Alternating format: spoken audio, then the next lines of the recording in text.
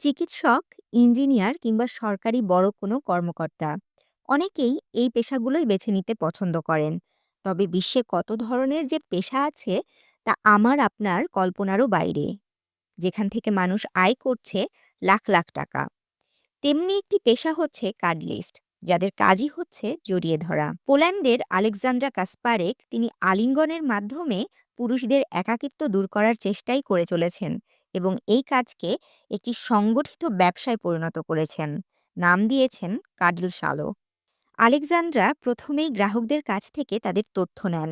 তার মানসিক স্বাস্থ্য এখন কেমন, কোনো কিছু নিয়ে তিনি স্ট্রেসে আছেন কিনা, শারীরিক অবস্থা জ্বর, ঠান্ডা বা গলা ব্যথার সমস্যা আছে কিনা ইত্যাদি। সাধারণত 1 থেকে 2 ঘন্টা পর্যন্ত এক একটি সেশন স্থায়ী হয়। সম্পূর্ণ কাজটি করা হয় অত্যন্ত পেশাদারিভাবে। তার বেশিরভাগ গ্রাহকদেরই বয়স 40 থেকে 60 বছরের মধ্যে।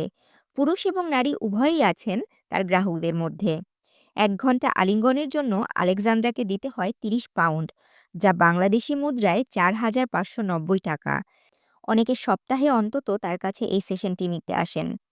তার নিয়মিত ক্লায়েন্টের পাশাপাশি প্রতিদিন নতুন নতুন মানুষ আসছেন। তাদের কিছুটা মানসিক স্বস্তি দিতে পেরে আলেকজান্দ্রা নিজেও খুশি।